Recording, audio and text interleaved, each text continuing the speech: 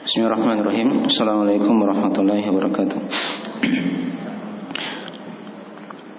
Alhamdulillah, nahmaduhu wa nasta'inuhu wa nastaghfiruh wa na'udzu billahi min shururi anfusina wa min sayyiati a'malina. May yahdihillahu fala mudilla lahu wa may yudlil fala hadiya lahu. Asyhadu an la ilaha illallah wa la syarika lahu wa asyhadu anna Muhammadan abduhu wa rasuluh sallallahu alaihi wa alihi washabihi wa man tabi'ahum bi ihsan ila yaumiddin, amma ba'd. Fa asdaqal hadithi kitabullah wa khairal hadi hadi Muhammadin sallallahu alaihi wasallam. Syarrul umuri muhdatsatuha wa inna kulla muhdatsatin bid'ah wa kulla bid'atin dhalalah wa kulla dhalalatin finnar. Ma'asyiral ikhwani wa akhwati fillah, azanillahu wa iyyakum rahimani wa rahimakumullah. Baik, di malam ini masih kita lanjutkan dari pembahasan kitab Fadl Islam atau Fadl al-Islam karya Syekh Muhammad bin Abdul Wahhab bin Sulaiman At-Tamimi An-Najri rahimahullahu taala. Baik. Dan kita sekarang masuk di athar yang pertama dari Hudzaifah bin al-Yaman. Ini sudah kita lewati 3 hadis ya, tentang metode masuk dalam agama Islam. Dan sebelumnya sudah kita lewati ada 3 ayat tentang metode masuk dalam agama Islam. Terakhir kemarin sudah diterangkan dari metode masuk Islam, seorang dia berislam dengan cara meninggalkan apa? Sunnah apa? Jahiliyah. Apa itu sunnah jahiliyah? Ringkasnya apa? Nah, ya, dia adalah sunnah atau perkara-perkara yang menyelisihi tuntunan Rasulullah Sallallahu Alaihi Wasallam. Terbagi 2 kan? Ada yang mengkafirkan, ada yang tidak mengkafirkan. Itu sudah kita baca dari uraian Syekhul Islam Ibnu Taimiyah rahimahullah taala. Ada jahiliyah yang masuk dari jenis kitabiyah atau wathaniyah, ahli kitab atau penyembah berhala. Itu kan dikatakan juga jahiliyah. Tapi di sisi lain ada jahiliyah juga yang tidak mengkafirkan, ya, seperti dia mencela nasab, kemudian dia berbangga-bangga dengan nasabnya juga. Itu dari jahiliyah juga tapi tidak mengkafirkan. Baik. Sekarang kita masuk di dalil yang ke-8 atau dari terus ya. Bukan dalil yang ke-8 ya, dalil yang ke-7. Hanya di sini pasal yang ke-8. Tentang masuk dalam agama Islam dengan cara istiqomah ya di dalamnya. Jadi dia sudah berislam misalnya sekarang, dia butuh istiqomah. Dia butuh istiqomah dalam Islam. Akan diterangkan nanti insyaallah taala apa itu makna istiqomah. Baik, kata beliau rahimahullahu taala, kemarin sudah kita terangkan ya dari biografi Hudzaifah bin al-Yaman di sini ya. Wa fi sahih an Hudzaifah radhiyallahu anhu annahu qala ya ma'syaral qurra istaqimu wa in istaqaitum faqad sabaqtum sabaqan ba'ida wa in akhadtum yaminan wa shimalan laqad dhalaltum dhalalan ba'ida. Dalam as-sahih ini sudah kita bahas. Dalam sahih apa di sini maksudnya? Dalam sahih Al-Bukhari. Baik. Dari Hudzaifah, ini sudah kita terangkan juga dari biografi Hudzaifah Ibn al-Yaman. Semoga Allah meridai beliau dan ayahnya. Ya. Ada 2 orang ini dari sahabat. Kata beliau, ya ma'asyaral qurra, wahai ahli qiraah, ya, atau para pembaca. Nah, istiqomalah kalian. Fa in istaqaitum faqad sabaqtum sabaqan ba'ida. Jika kalian istiqomah, maka sungguh kalian telah mendahului dengan pendahuluan yang sangat jauh. Wa in akhadtum yaminan wa shimalan, ya, tapi kalau kalian misalnya mengambil jalan yang kanan dan kiri, maka kalian, kata Hudzaifah, laqad dalaltum dalalan ba'ida, maka kalian sungguh telah tersesat dengan kesesatan yang jauh, dengan kesesatan yang jauh. Ya, ini sudah kita uraikan ya. Athar ini kata Ibnu Hajar rahimahullah taala dalam Fathul Bari, walaupun dia dari perkataan sahabat, tapi di sini punya hukum marfu. Ya, maknanya kalau dikatakan seperti itu punya hukum marfu, itu sama dengan Nabi SAW yang berucap dengannya. Karena di sini Hudzaifah kabarkan tentang perkara gaib.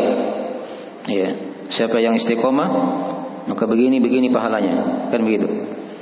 Siapa yang mengambil jalan kanan dan kiri, dia berpaling dari istiqomah misalnya, nah, menyimpang dari kanan atau ke kiri, maka dia telah sesat dengan kesesatan yang jauh. Ini kan ada pembahasan pahala dan ancaman. Itu tidak mungkin muncul dari sahabat ya. Itu kata para ulama. Itu pasti dari ilmu yang mereka dengar dari Nabi Sallallahu Alaihi Wasallam. Nah, jadi ini kadang seperti ini kita lihat ya, athar-athar itu banyak dari perkataan sahabat ya. Tapi dia itu punya hukum marfu. Punya hukum marfu, artinya sama Nabi Sallallahu Alaihi Wasallam yang mengucapkannya juga. Baik. Itu ciri-cirinya bisa dilihat. Kalau padanya ada pengkhabaran perkara gaib atau pahala misalnya kan, atau ancaman, itu tidak mungkin sahabat yang bisa tentukan seperti itu ya. Itu pasti dari Nabi yang mereka dengarkan. Hanya di sini dibahasakan dengan bahasa mereka, dengan bahasa sahabat tersebut. Jelas ya? Seperti itu dari mana athar ini. Baik. Dan atharnya sahih dari Hudzaifah ibnul Yaman. Baik. Di sini dikatakan oleh beliau, ya ma'asyaral qurra, wahai para pembaca. Ya, al-qurra di masa dahulu ya, itu dia bermakna para ulama, orang-orang yang membaca Al-Qur'an dan hadis dan sekaligus memahami dari makna dan tafsirnya. Itu makna al-qurra di masa dahulu kala ya. Kalau dikatakan ahli qiraah di masa dahulu, itu maknanya orang-orang yang alim. Ya, orang-orang yang alim yang mempelajari ilmu agama dan mereka memahami dari Al-Quran dan Sunnah. Ya, itu ahli qiraah di masa dahulu. Kalau ahli qiraah di masa sekarang, itu kadang lain lagi artinya. Kalau mungkin kita sekarang ahli qiraah mungkin hanya orang yang pandai membaca apa? Al-Quran saja, tajwidnya begitu. Tapi belum tentu dia paham maknanya atau tafsirnya begitu ya. Itu kalau orang sekarang ya. Kalau dibilang ini ahli qiraah, berarti dia itu punya sanad periwayatan begitu kan, Al-Quran tersebut. Ya, dia jago dalam Al-Quran, tapi belum tentu apa dia pahami makna dan penafsiran dari ayat tersebut yang dia baca. Ya, tapi kalau penggunaan ahli qiraah di masa dahulu di sini ya, qari, itu qurra itu kan dia jamak dari kata qari. Ya, qari'ul Quran. Ya, kalau ahli qiraah di masa dahulu itu bermakna ulama. Ya, bermakna para ulama. Ya, atau orang yang alim yang memahami ilmu agama. Dia paham Al-Quran, paham hadis, maknanya dan sekaligus kandungannya. Seperti contoh misalnya ya, seperti Nabi pernah mengirim di bahasa hadisnya itu ya, ahli qiraah. Ada 60 orang ahli qiraah dikirim oleh Nabi SAW. Ya, tapi di tengah jalan mereka dibunuh oleh dua kabilah ketika itu kan, Ra'il dan Zakwan. Ya, dibahasakan di situ dikatakan ahli qiraah, al-qurra. Padahal ini para sahabat, ini orang yang alim semuanya. Orang-orang yang punya ilmu ya, tentang agama ini. Ya, tapi dibahasakan di situ dengan apa? Al-qurra. Ya, itu di antara penggunaannya lafaz istilah al-qurra di masa Nabi dan para sahabat atau di masa as-salaf terdahulu. Jadi dibedakan ya. Kalau dibilang al-qurra atau qari itu dilihat maknanya kemana begitu. Ya, maknanya kemana. Kalau yang berkata orang terdahulu berarti itu adalah para ulama. Ya, seorang yang alim. Ya, dalam agama ini. Bukan hanya Al-Qur'an yang dia kuasai, tapi sekaligus dia kuasai juga hadis Nabi sallallahu alaihi wasallam, penafsiran kandungannya semuanya dia pahami. Yes, jelas ya. Maka itu dari makna ahli qiraah di masa dahulu. Ya, ya ma'syarul qurra. Tapi di sini ada kisah dari Hudzaifah ya. Beliau bicara seperti ini, beliau diterangkan nanti di athar yang kedua. Nah, beliau pernah masuk ya di sebuah halaqah ilmu di masjid. Nah, dan mereka atau beliau melihat al-qurra ini dari para alim ulama itu sedang mempelajari ilmu. Ya, sedang mempelajari apa? Ilmu. Sedang mempelajari tafsir Al-Qur'an ketika itu. Ya. Maka beliau katakan perkataan yang telah kita baca tadi itu. Ya. Ya ma'asyiral qurra, wahai sekalian ahli qiraah. Ya. Maksudnya para ulama di masa itu. Taib. Dari para tabi'in di sini ya, zahirnya dari para tabi'in. Nah, dan mungkin juga ada sahabat muda yang masuk di situ. Ya. Istaqimu, istiqamalah kalian. Apa itu arti istiqamah? Ya. Istiqamah itu artinya seorang dia menempuh jalan yang lurus dan dia menetap di atasnya. Itu yang dikatakan istiqamah. Dia tempuh jalan yang lurus dan dia menetap di atasnya, terus menerus di atasnya. Itu yang namanya istiqamah. Ya. Nah, dari kenapa di sini Hudzaifah bin al-Yaman mengajak bicara ahli qiraah? Padahal istiqamah itu kan berlaku untuk seluruhnya kan? Ya. Apakah berlaku bagi para ulama atau kita juga kan? Kita kan butuh istiqamah juga. Ya. Ada orang-orang yang mempelajari ilmu agama. Ya. Dan orang-orang yang beriman secara umum itu kan butuh istiqamah. Diterangkan dalam ayat Al-Quranul Karim banyak keutamaan dari orang-orang yang istiqamah di jalan Allah Subhanahu wa ta'ala. Ya. Dari sebab turunnya rezeki. Nah, dan juga dari sebab ya datangnya kebaikan dan rahmat Allah Subhanahu wa ta'ala tatkala seorang istiqamah di jalan Allah. Ya, tapi di sini kenapa Hudzaifah berkata mengajak bicara hanya pada ahli qiraah saja, yaitu para ulama, karena para ulama itu adalah teladan. Ya, mereka contoh di tengah manusia. Ya, cerminnya manusia di masa itu dilihat kepada para ulamanya. Kalau mereka istiqomah, maka itu gambaran global dari orang-orang yang ada di situ juga. Ya. Tapi kalau sudah ulamanya ulama yang jelek, misalnya kan, tidak istiqomah di atas tuntunan Islam yang benar, maka itu juga dari gambaran manusia yang ada di situ. Ya, manusia yang ada di situ. Ya.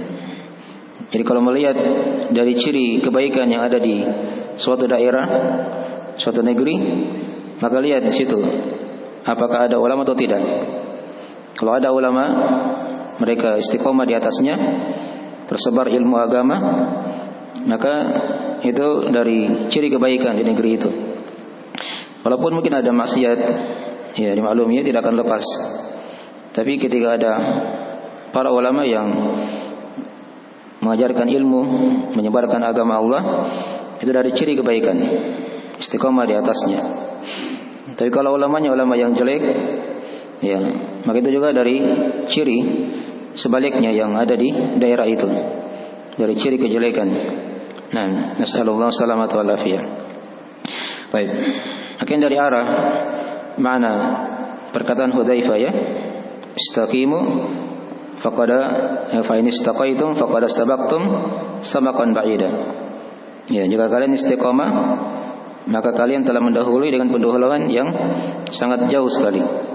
Ya, yang sangat jauh. Nah, baik. Dan ini juga ada mana dari para salaf ya. Ada nukilan dari Al-Hasan Al-Basri rahimahullahu taala. Beliau pernah berkata juga, pernah berkhutbah ya di Kufah ketika itu. Beliau berkata di atas mimbar, "Ya milhal ardi, la tufsidu, li'annahu in fasada al-milhu lam yu'kali ta'amu." Ya, ini perkataan ringkas tapi bermakna sekali dari Al-Hasan. Kata beliau, "Ya milhal ard, wahai garamnya bumi, ya, janganlah kalian membuat kerusakan.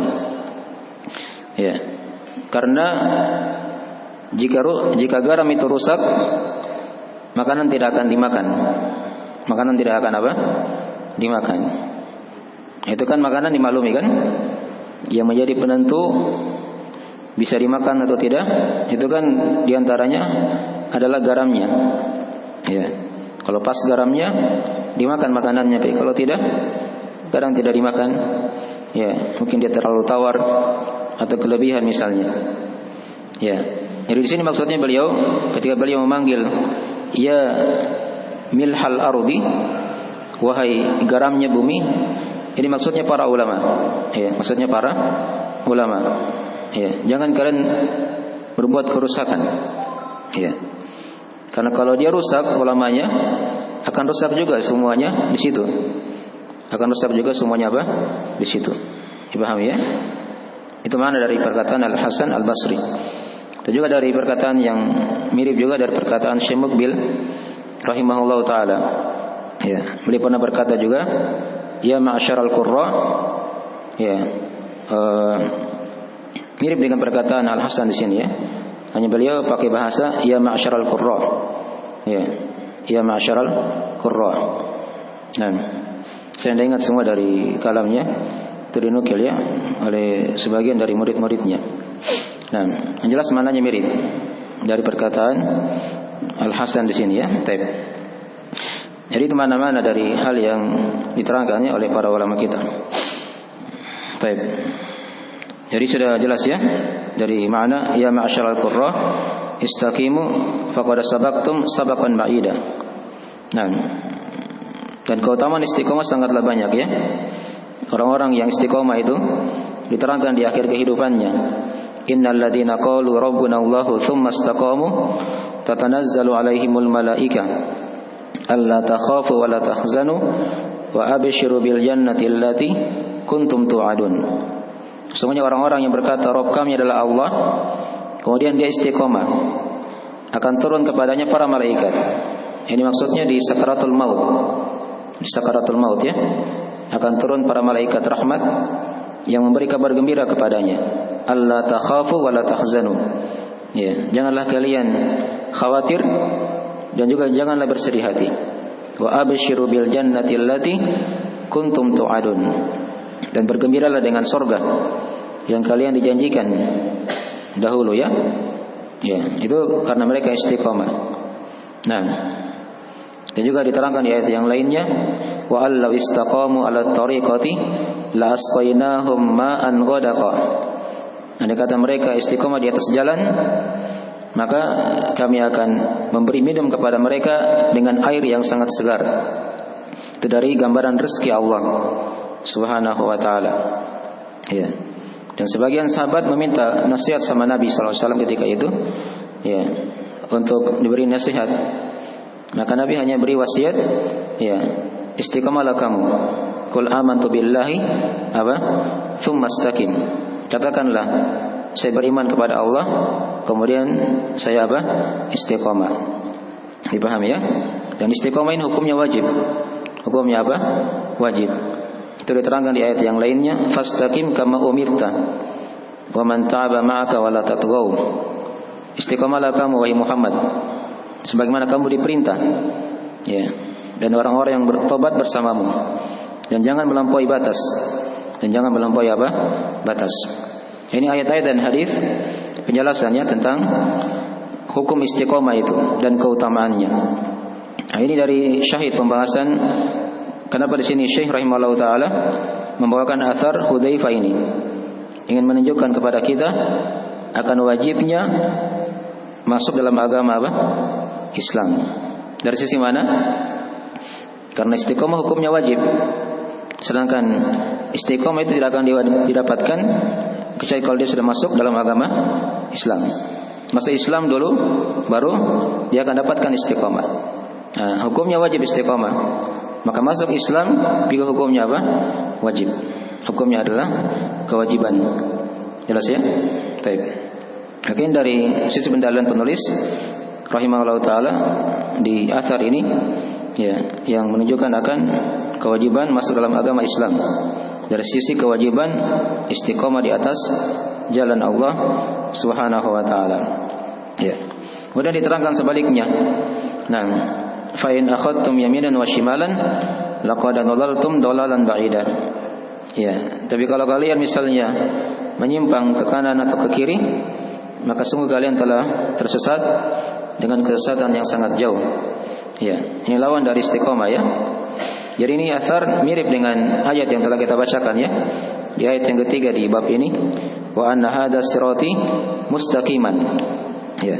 Sesungguhnya ini adalah jalanku yang lurus, istiqomah ya. Nah, fattabi'u, maka ikutilah dia. Wala tattabi'us subul, dan jangan kalian ikuti jalan-jalan. Nah, ini kan sudah kita terangkan kemarin ya. Dari Athar Ibnu Mas'ud, ya ketika Nabi gambarkan jalan yang lurus itu kan garis lurus begitu. Setelah Nabi garis lagi di kanan dan di kiri garis-garis yang banyak. Itulah dari mana perkataan Hudzaifah.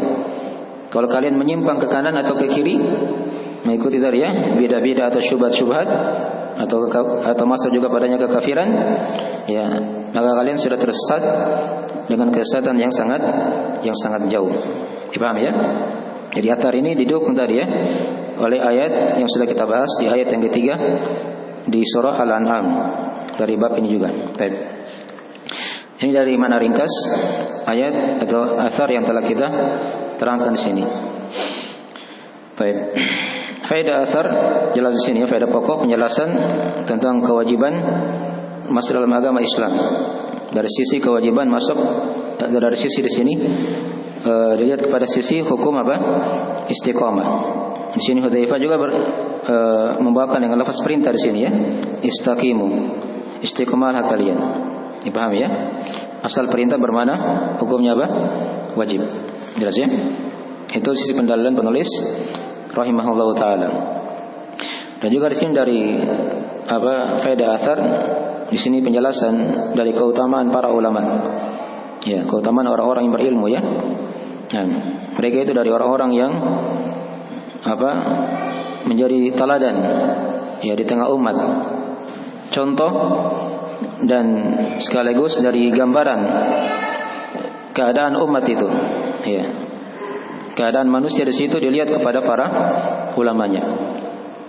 Kalau mereka istiqomah, tidak berpecah misalnya, ya, berada di atas jalan yang lurus, maka itu dari gambaran manusia yang ada di situ juga seperti itu modelnya. Globalnya begitu ya.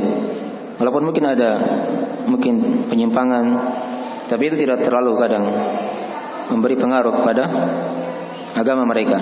Nah, faqad sabaqtum sabaqan ba'ida. Kemudian di sini juga diterangkan kepada kita dari faedah athar penjelasan dari keutamaan istiqomah. Ya. Penjelasan keutamaan apa? Istiqomah. Ya. Istiqomah dari sebab seorang itu terdepan ya di jalan Allah Subhanahu wa taala. Ya. Nah, was-sabiquna as-sabiqun ulaikal muqarrabun. Orang-orang yang bersegera berlomba begitu, maka mereka di akhirat akan menjadi orang-orang yang didekatkan. Ya.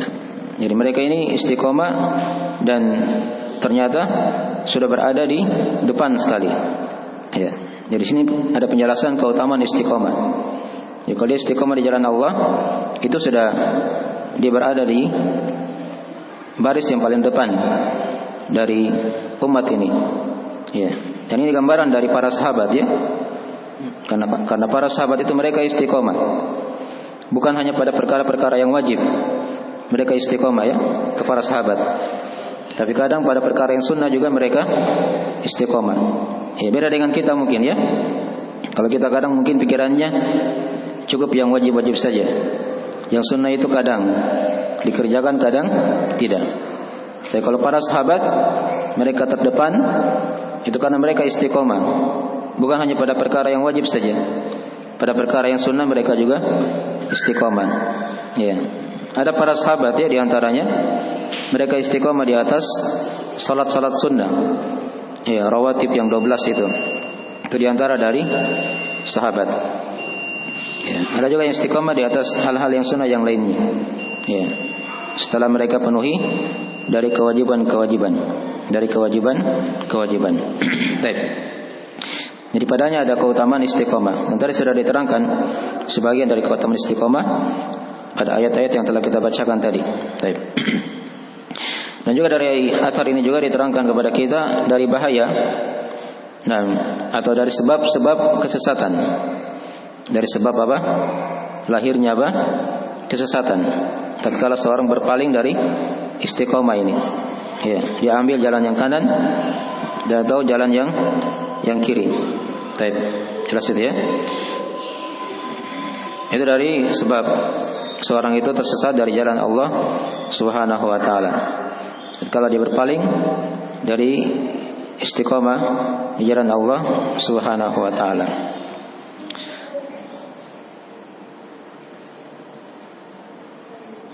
Baik. Sudah masuk waktu ya. Ada yang ditanyakan dari pelajaran? Athar yang kedua nanti kita baca ya, insyaallah taala di atau malam apa ini? Malam apa orang sudah tarawih? Malam Kamis kemungkinan ya. Sudah masuk. Kalau pastinya malam Kamis. Tanggal 30 Sya'ban itu sudah selesai. Besok kita sambung lagi ya, insyaallah taala. Satu kali lagi kita selesaikan bab ini. Ya. Mudah-mudahan bisa dimudahkan. Nah, masalah kan antum belajar tiap malam. Hah? Sebelum Ramadan. Baik. Ya sekian itu dulu ya. Insyaallah taala cukup. Kita akhiri majelisnya. Karena besok itu kan tanggal 29 ya. Kemungkinan ya kalau sudah terlihat hilal berarti langsung kita tarawih. Gitu kan? Ya, kalau tidak terlihat berarti digenapkan 30 hari. Baik. Ya, sekira itu dari akhir pembahasan kita. Insyaallah taala cukup. Kita akhiri dengan doa subhanakallahumma wa bihamdik asyhadu an la ilaha illa anta astaghfiruka wa atubu ilaik. Assalamualaikum warahmatullahi wabarakatuh.